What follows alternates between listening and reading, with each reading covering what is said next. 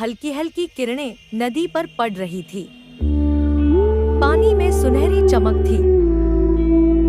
गांव में सुबह की चहल पहल शुरू हो गई थी। लेकिन बड़े भाई सूरज के घर में हमेशा की तरह कड़क आवाज गूंज रही थी। अरे ओ किशन, उठ जा। कब तक सोता रहेगा? देख, मैं तुझसे बड़ा हूं। जब तक मैं जिंदा हूं, तुझे आराम करने का हक नहीं। छोटा भाई किशन, जो अभी अभी जागा था, चुपचाप उठ गया। उसकी पत्नी मोहिनी भी डर कर खड़ी हो गई। मेरी ही छाव में रहकर पेट भरता है। घर भी मेरे नाम का, खेत भी मेरे नाम का। तेरा तो कुछ भी नहीं है किशन। याद रख, अगर मेरा दिल बड़ा ना होता तो तू सड़क पर बैठा होता। तेरी औकात क्या है? कभी आईने में देखा है खुद को? तू तो बस मेरा दिया हुआ एक टुकड़ा है, जो भीख की तरह मैं तुझे डाल देता हूं। याद रख, अगर मेरा दिल इतना बड़ा ना होता तो आज तू सड़क पर भीख मांगता फिरता। सूरज हर रोज उसे ताने देता। किशन चुप रहता। उसने कभी जवाब नहीं दिया। उसके माता पिता बचपन में ही गुजर गए थे। बड़ा भाई ही उसे पाल पोस कर बड़ा कर लाया था। लेकिन जैसे जैसे सूरज की उम्र और दौलत बढ़ी, उसका दिल सिकुड़ता चला गया। सूरज की पत्नी मोहिनी भी वैसी ही थी, हमेशा ताने देती। देखिए जी, बारिश आने वाली है। कह दीजिए इस निकम्मे से, इस कामचोर से कि जल्दी से घर के बाहर का कीचड़ साफ कर दे। सारे गांव वाले हमारे घर के सामने से ही तो गुजरते हैं। अगर रास्ता गंदा हो गया तो लोग क्या कहेंगे? कहेंगे कि इतने बड़े खेत, इतने मवेशी, इतना सोना रखने वाले सूरज के घर के आगे कीचड़ भरा पड़ा है। लोग हंसेंगे हम पर। इज्जत का भी कोई मोल होता है, लेकिन इसे क्या फर्क पड़ता है? इसे तो बस रोटी चाहिए खाने को, चाहे घर की इज्जत मिट्टी में मिल जाए। सुबह से पड़ा हुआ है, जैसे कोई राजा हो। रोज इसे देखकर मन जलता है। घर में पालतू जानवर भी इससे ज्यादा काम के होते हैं। कहिए इससे उठे और साफ करे, वरना बारिश में ये सारा कीचड़ अंदर तक आ जाएगा और गांव वालों के सामने हमारी नाक कट जाएगी। सुन लिया न किशन? जा, घर के आगे का रास्ता साफ कर। और सुन, मवेशियों के लिए चारा भी काट ला। मुझे खेत देखने जाना है, वहां भी काम होगा। किशन चुपचाप बाहर निकल गया। उसका दिल भारी था। हर दिन भाई की बातें उसे तोड़ रही थी, लेकिन फिर भी वह यही सोचता। भैया ने ही तो पाला है, उनका हक भी है डांटने का। बारिश की बूंदें अब धीरे धीरे गिरने लगी थी। आसमान में घने काले बादल थे। बूढ़ी दादी कह रही थी, अरे, नदी का पानी बढ़ेगा। ईश्वर सबकी रक्षा करे। सूरज खेत की ओर निकल पड़ा।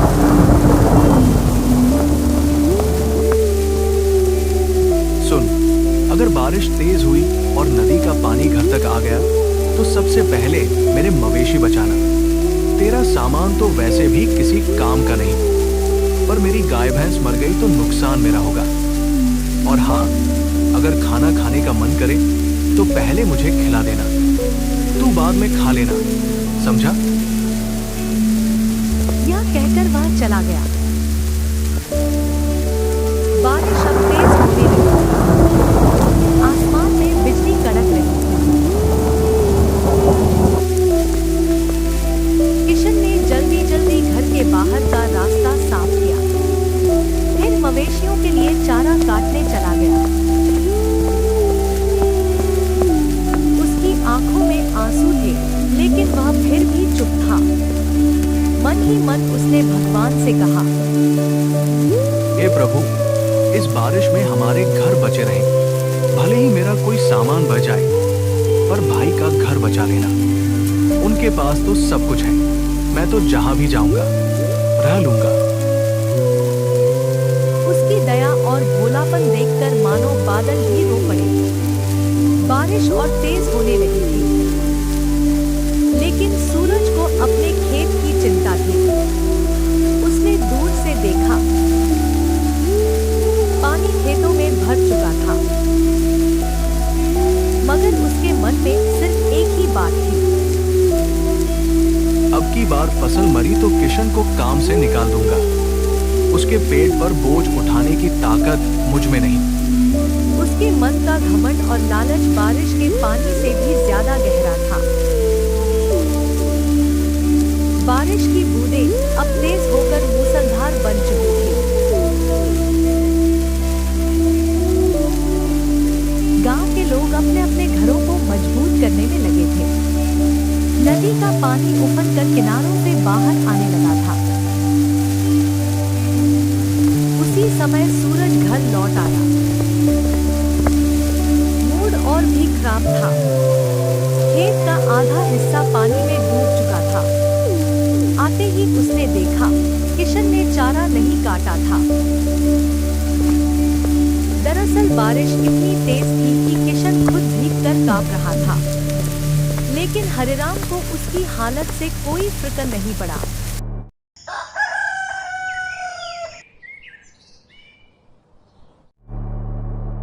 उसने गुस्से से चिल्लाकर कहा,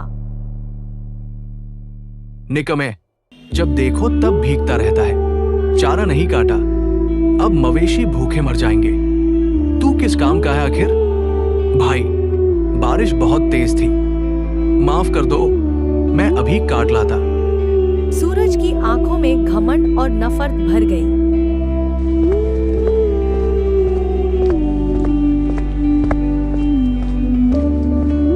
बस बहुत हो गया, आज से ये घर तेरा नहीं, निकल जा यहाँ से। मैं तुझ पर और तेरे परिवार पर एक दाना भी खर्च नहीं करूंगा। निकल जा मेरे घर से। किशन की पत्नी गिड़गिड़ाती रही, भैया, हाथ जोड़ती हूँ, ऐसा मत करो, बारिश हो रही है, हम कहाँ जाएंगे इस वक्त? देखो भैया, हमारा तो कोई नहीं है, ये घर ही हमारा आसरा है। अगर इसे भी छोड़ देंगे तो छोटा बच्चा कहाँ सिर छुपाएगा? भैया, भगवान के लिए इतनी रात में इतनी ठंडी में कहाँ जाएंगे हम? सड़क पर मर जाएंगे भैया। आपको जो चाहे सजा दे दीजिए, काम का दोहरा बोझ दे दीजिए, लेकिन घर से मत निकालिए। जहां मर्जी जाओ, नदी में डूब मरना है तो मर जाओ, मुझे कोई फर्क नहीं पड़ता। ये घर मेरा है और इसमें रहने का हक भी सिर्फ मेरा है। बारिश की बूंदें अब किशन के आंसुओं के साथ मिल चुकी थी। वह चुपचाप उठा। उसके भीगे कपड़े उसके शरीर से चिपक रहे थे। उसने अपनी पत्नी को साथ लिया और निकल पड़ा। उसकी पत्नी की आंखें लाल थी, लेकिन उसने भी कुछ नहीं कहा। दोनों घर से बाहर निकल गए। बाहर ठंडी हवा चल रही थी। बारिश में उनके पैर कीचड़ में धंस रहे थे। दोनों का शरीर ठंड से कांप रहा था। रात का अंधेरा उतर आया था। गांव के लोग खिड़कियों से देख रहे थे, पर किसी की हिम्मत नहीं हुई कुछ बोलने की। सूरज से सब डरते थे। किशन धीरे धीरे नदी की ओर बढ़ गया। नदी किनारे थोड़ी सी ऊंचाई थी, जहां एक विशाल आम का पेड़ था। वहीं पर एक पुरानी झोपड़ी थी। उसी पेड़ के नीचे उसने पत्नी से कहा, यही रुकते हैं मोहिनी। देखो, ये पेड़ की जड़ें भले ही बाहर निकल आई हैं। ये झोपड़ी भी पुरानी और टूटी फूटी है, लेकिन हमारे लिए ये भी किसी महल से कम नहीं है। कम से कम हमारे सिर पर एक छत तो होगी। ईश्वर ने हमें हर मुश्किल से बचाया है मोहिनी, आज भी बचाएंगे। मुझे पूरा भरोसा है, हमारे दुख के दिन जल्दी ही समाप्त होंगे। हमें बस हिम्मत नहीं हारनी है जब तक ये सांसें चल रही हैं। मैं तुम्हें कभी भी खुले आसमान के नीचे सोने नहीं दूंगा। सुनिए जी, हमने किसी का क्या बिगाड़ा था? हम तो हमेशा सबका भला ही चाहते थे। फिर भी भैया ने हमें क्यों निकाल दिया? उनका दिल इतना कठोर कैसे हो गया? हम तो अपने हक का भी नहीं मांग रहे थे, बस 2 रोटी और सिर छुपाने की जगह चाहिए थी। क्या यही हमारा कसूर था? भगवान ही जाने अब हमारा क्या होगा। मत रो। देखो, अगर तुम ऐसे टूट जाओगी ना तो मैं भी कमजोर पड़ जाऊंगा। मैं अभी जाता हूँ गांव के बाहर, वहां पेड़ के नीचे सूखी घास पड़ी थी, वहीं से ले आता हूँ। देख लेना, इसी बारिश में, इसी ठंडी रात में हम अपना घर सजाएंगे। टूटी फूटी झोपड़ी होगी, दीवारों से हवा भी आएगी, लेकिन वो हमारा होगा मोहिनी, सिर्फ हमारा, छोटा सा, लेकिन उसमें तेरा और मेरा सपना होगा। मुझे यकीन है भगवान हमें देख रहे हैं। एक दिन यही बारिश हमारी खुशियों की भीगी भीगी सौगात लेकर आएगी। वह उठा और घने अंधेरे में चला गया। उसकी पत्नी पूरी तरह से भीग गई थी और ठंड से कांप रही थी। आसमान से बिजली चमक रही थी, आम के पत्ते झड़ रहे थे, पर उसी पेड़ के नीचे एक कुत्ते परिवार ने नया जीवन शुरू करने की ठानी थी। किशन गांव के बाहर बने कचरे के ढेर तक गया। वहां लोगों द्वारा फेंकी गई सड़ी गई सब्जियां और पत्तियां पड़ी थी। किशन ने कांपते हाथों से उनमें से 2 आलू निकाले। एक आधा सड़ा हुआ था, दूसरा भी गला हुआ था, लेकिन उसके लिए यही अमृत था। उसने 2 और छोटे छोटे बैंगन उठाए, फिर वापस झोपड़ी की ओर लौट पड़ा। रास्ते में ठंडी हवा उसके भीगे शरीर में चुभ रही थी, बिजली चमक रही थी और अचानक बादल फटने जैसे गरजने लगे। तेज हवाएं चली, बारिश की बूंदें मानो पत्थर बन गई थी। किशन किसी तरह झोपड़ी तक पहुंचा। मोहिनी ने दरवाजे की जगह खड़ी होकर उसे अंदर खींच लिया। वह कांप रहा था, उसके हाथ से आलू और बैंगन गिर पड़े। अरे तुम भीग क्यों गए किशन? देखो तो सही, बारिश कितनी तेज हो रही है। तुम्हारा सारा बदन कांप रहा है, कपड़े भीगी चादर जैसे चिपक गए हैं। तुम ऐसे बाहर क्यों निकल गए थे? अगर तुम्हें कुछ हो गया तो हम कैसे जिएंगे? मुझे बहुत डर लग रहा है। मोहिनी, मत घबराओ, आग तो नहीं जला सकते इस बारिश में, पर देखो, मैं कुछ भुट्टे ले आया हूं। इन्हें ऐसे ही खा लेना, भले ही कच्चे हैं, लेकिन तुम कुछ खाओगी तभी मुझे भी हिम्मत मिलेगी। मैं ठीक हूं मोहिनी, मुझे भूख नहीं है। तभी अचानक जोरदार हवा चली और झोपड़ी की आधी छत उड़ गई। ठंडा पानी भीतर गिरने लगा। मोहिनी डर से घबराने लगी और वह कांप रही थी। बारिश का कहर बढ़ता ही जा रहा था। हर तरफ अंधेरा, ठंडी हवा, बिजली की डरावनी चमक और उस वीरान झोपड़ी में 2 बेसहारा लोग। ईश्वर, तू ही मालिक है, तू ही रक्षक है, तेरे ही भरोसे तो ये सांसें चल रही है। आज हमारे पास कुछ भी नहीं बचा, न घर, न ठिकाना, न ही कोई सहारा। बस तेरा नाम है जिसके सहारे हम जी रहे हैं। हे प्रभु, अगर हमने कभी कोई पाप किया हो तो माफ कर देना, लेकिन मेरी पत्नी को इस सर्दी और भूख से बचा लेना। तू ही हमारा सहारा है, तू ही हमें हिम्मत देता है। जब जब दुनिया ने मुंह मोड़ा है, तभी तेरा हाथ हमारे सिर पर महसूस हुआ है। इस बार भी हमें अकेला मत छोड़ना। बारिश लगातार 4 दिनों से हो रही थी। नदी का पानी किनारे तोड़कर बहने लगा था। झोपड़ी की दीवारें गीली होकर गल रही थी। छप्पर टपक रहा था। मोहिनी का भी बुरा हाल था। उसकी आंखों के नीचे काले गड्ढे पड़ गए थे। 4 दिनों से उनके पेट में भरपेट खाना नहीं गया था। उस रात तेज हवा और बारिश की आवाज से झोपड़ी कांप रही थी। मोहिनी ने कांपती आवाज में कहा, सुनिए जी, अब क्या होगा? देखिए ना, ये झोपड़ी भी कब गिर जाए कुछ भरोसा नहीं। हर तरफ से पानी टपक रहा है। अगर ये गिर गई तो हम कहाँ जाएंगे? अब तो हमारे पास में कुछ खाने को भी नहीं है। हम आखिर कब तक यूं ही जिंदा लाशों की तरह जीते रहेंगे? मोहिनी, मैं भैया के पास जाऊंगा। जो भी हो, करना पड़े मैं करूंगा, लेकिन तुमको कुछ नहीं होने दूंगा। मैं उनसे थोड़ा सा दूध ही तो मांगूंगा। अगर उनका दिल पिघल जाए तो शायद हमें कुछ खाने को मिल जाए। भले ही मुझे कुछ भी सुनना पड़े, पर मैं जाऊंगा। भैया वापस घर ले लेंगे हमें। सच कहूँ तो अगर आपके भाई ने आपको आपके हिस्से की जमीन दी होती तो आज हमारे पास भी एक मजबूत घर होता, लेकिन उन्हें तो बस यही लगा कि आपको पाल पोस दिया है तो आपके माँ बाप की जमीन पर भी उनका हक है। उन्होंने तो कभी ये जरूरी ही नहीं समझा कि वह जमीन आपकी भी थी, और आपने भी तो कभी अपना हिस्सा नहीं मांगा। क्यों? क्या हमारी जिंदगी की कोई कीमत नहीं? मोहिनी, भैया ने मुझे पाल पोस कर बड़ा किया है। मेरे माता पिता के मरने के बाद उन्होंने ही तो मुझे सहारा दिया। अगर इस एहसान के बदले उन्होंने मेरी जमीन ले ली तो क्या हुआ?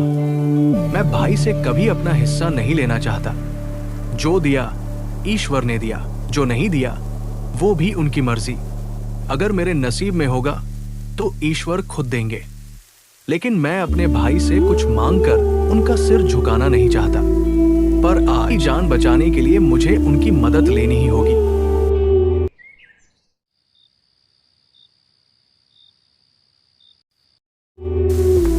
किशन के दिल में भी यही उम्मीद थी। वह रात में ही निकल पड़ा। रास्ते में घुटनों तक पानी था। बिजली की चमक में सब कुछ और भी डरावना लग रहा था। बंद था। भैया, दरवाजा खोलो। अब ये कौन आ गया इस तूफानी बारिश में? दिन भर की मेहनत के बाद चैन से बैठा भी नहीं जाता। हर वक्त कोई न कोई मुसीबत दरवाजे पर आ खड़ी होती है। कौन होगा इतनी रात को? और अगर भीग भी रहा है तो मुझे क्या? सबको मेरी ही चौखट दिखती है क्या? जाओ, जहां जाना है, मुझे कोई मतलब नहीं। जाकर मरे बाहर। सूरज उठा और दरवाजा खोला। क्यों आया है यहाँ? क्या चाहिए तुझे इस वक्त? दिन हो या रात, हर वक्त भीख मांगने चला आता है, जैसे हमारी ही छाती पर मूंग दलनी है तुझे। बोल, क्यों आया है? भैया, मोहिनी को तेज बुखार है। 4 दिन से बारिश में भीगा पड़ा है। उसका पूरा बदन ठंडा पड़ रहा है। उसके पास ओढ़ने को कुछ नहीं है, खाना भी नहीं है। झोपड़ी कभी भी गिर सकती है। भैया, कुछ अनाज दे दो, कोई पुरानी चादर ही दे दो। सुनो जी, देखिए तो ये फिर आ गया भीख मांगने। निकम्मा कहीं का। काम धंधा तो है नहीं, बस दूसरों के दरवाजे पर हाथ फैलाना आता है। अरे हट, हमारे पास भी खाने को कुछ नहीं है, समझे? और सुन, भगवान के नाम पर मत आना बार बार। जो अपनी बीवी का पेट नहीं पाल सकता उसे तो मर ही जाना चाहिए। चल निकल यहाँ से, हमारा सिर मत खा। निकल जा यहाँ से। मरना है तो मर जाए, मुझे क्या फर्क पड़ता है तू जिए या मरे। मेरी जिंदगी पर कोई असर नहीं पड़ने वाला। हर बार रोती सूरत लेकर चला आता है, जैसे तेरे जिम्मे का मैं ही सब कुछ हूं। निकल यहाँ से। और सुन, आइंदा मेरे दरवाजे पर भी मत दिख जाना, नहीं तो इस बार खदेड़ दूंगा, समझा? जा जहां जाना है, मरना है तो मर जा। मुझे तेरी और तेरे बच्चे की कोई फिक्र नहीं है। किशन ने एक और घर के आगे जाकर मदद मांगी। घर के मालिक ने तिरस्कार से कहा, जब तेरा अपना भाई ही तुझ पर दया नहीं कर रहा तो हम क्यों करें? निकल यहां से।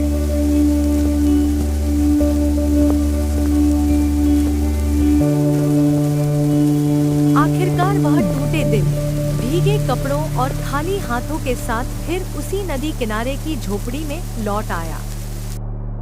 मोनिका ने उसके चेहरे की हालत देख ली। उसने कुछ नहीं पूछा। दोनों की आंखों से आंसू चुपचाप बहते रहे।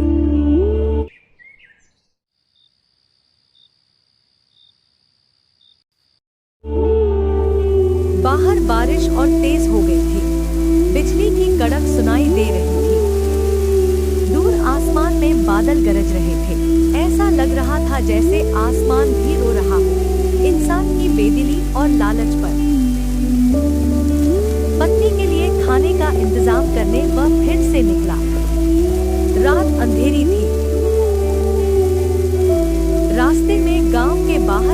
के पेड़ के नीचे उसने एक बूढ़ी अम्मा को देखा। उसके शरीर पर एक फटी पुरानी धोती थी, उसके बाल भीगे हुए थे, होंठ कांप रहे थे और आंखों में बेपसी थी। वह पूरी तरह भीग चुकी थी।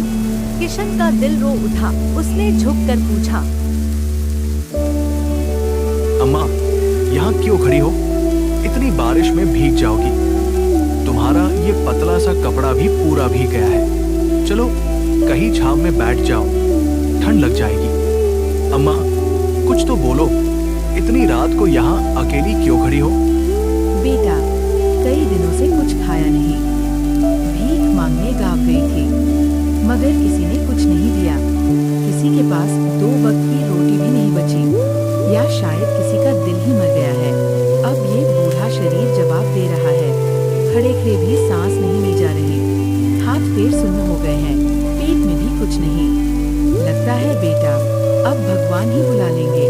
आज शायद आखिरी रात है, पर कोई बात नहीं, भगवान के पास जाऊंगी तो शायद वहाँ भूखी न रहूं। किशन की आंखों से आंसू बह निकले। उसने कांपते हाथों से अपनी भीगी जेब टटोली। उसमें गांव के कचरे से मिले 2 छोटे आलू थे, जिन्हें वह अपने और मोहिनी के लिए लाया था। लेकिन अम्मा की हालत देखकर उसका दिल भर आया। उसने दोनों आलू बूढ़ी अम्मा के हाथों में रख दिए। बेटा, तूने आज मेरी जान बचा ली। लोग अपने बच्चों के मुंह से निवाला नहीं छीनते, लेकिन तूने अपना और अपनी पत्नी का निवाला मुझे दे दिया। भगवान तुझे बहुत देगा। अम्मा, मेरे नसीब में देने के लिए कुछ भी नहीं है। ये तो बस मेरी मजबूरी और लाचारी है। मैं खुद किसी से मांगता फिर रहा हूँ। भला तुम्हें क्या दे सकता हूँ? काश अम्मा, काश मेरे हाथ में भी कुछ होता तो तुम्हारे पैरों में रख देता। मैं तुझे आशीर्वाद देती हूँ बेटा। बोल, क्या चाहिए तुझे? जो मेरे बस में होगा वो दूंगी। बूढ़ी हूँ, हाथ खाली है, पर दुआएं देने की ताकत तो अभी भी बाकी है। अम्मा, आप भी मजाक कर रही हो। भला आप क्या दे सकती हो मुझे? लेकिन अगर सच में कुछ मांग सकता तो एक पक्का घर मांगता अम्मा। एक ऐसा घर जिसकी छत से पानी ना टपके, जिसके अंदर मैं और मेरी पत्नी भीगे नहीं, ठंड से कांपे नहीं। बस एक पक्का घर, यही सपना है मेरा। जा बेटा, जा। जो तूने मांगा है वो तुझे जरूर मिलेगा। आज मेरी एक इच्छा पूरी हुई है, पर तेरा सपना अधूरा नहीं रहेगा। ये मेरा आशीर्वाद है।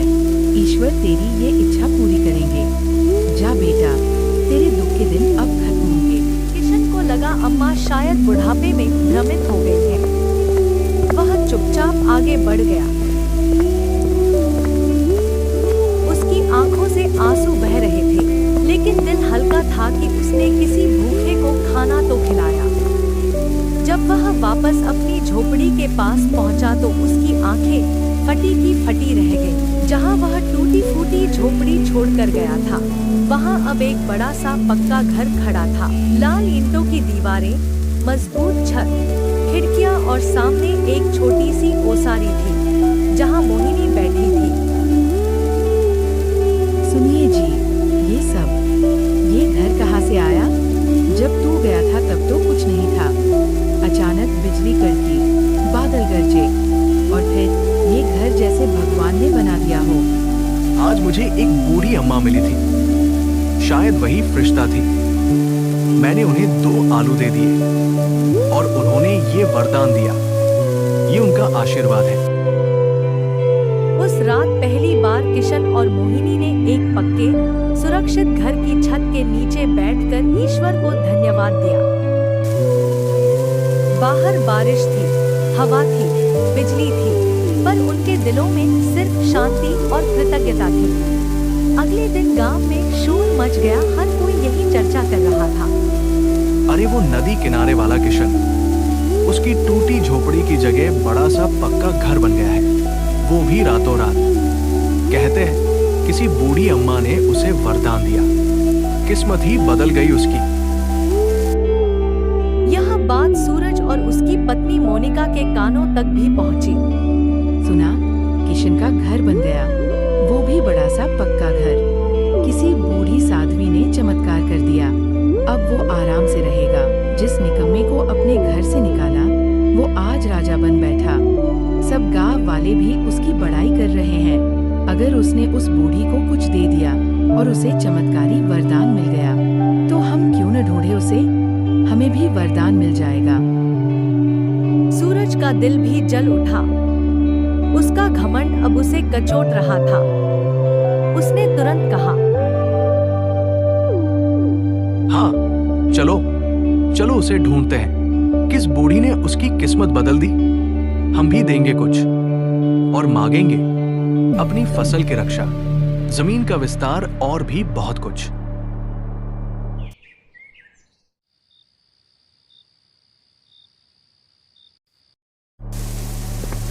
अगली सुबह सूरज और मोनिका गांव के बाहर निकल पड़े।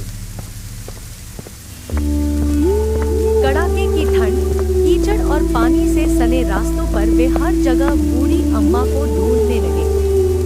पीपल के पेड़ के नीचे भी गए जहां किशन को अम्मा मिली थी। 2 दिन तक ढूंढने के बाद दोनों थककर घर लौट आए। सब तेरी ही वजह से हुआ। हाँ, सब तेरी वजह से। अगर तूने उस बेचारे को घर से न निकाला होता तो ये दिन कभी नहीं देखने पड़ते। अब देखना, वही गांव में सबसे बड़ा कहलाएगा। लोग उसकी इज्जत करेंगे और हम पर थूकेंगे। लोग कहेंगे अपने ही भाई को घर से निकाल दिया था और देखो ईश्वर ने कैसे पलट दिया उसका नसीब। तूने बहुत बड़ा पाप किया है, बहुत बड़ा, और अब उसका फल हमें भुगतना पड़ेगा। वजह से? अरे मेरी नहीं, तुम्हारी वजह से हुआ ये सब। तुम ही तो दिन रात उसे कोसती रहती थी, कभी उसकी गरीबी का ताना देती, कभी उसके निकम्मेपन का। तुम्हारे ही कहने पर तो मैंने उसे घर से निकाला था। तुम ही तो कहती थी कि उसका होना न होना बराबर है। अब क्यों मेरे सिर मर रही हो सब कुछ? सच तो ये है कि तुमने ही मेरा दिल जला दिया था उसके खिलाफ। अब भुगतो, भोगा तो तुम भी और मैं भी। सूरज और उसकी पत्नी का चेहरा उतर गया। उन्हें लग रहा था जैसे उनके हाथों से सब कुछ फिसल रहा हो। उनका घमंड और लालच उन्हें भीतर ही भीतर जला रहे थे।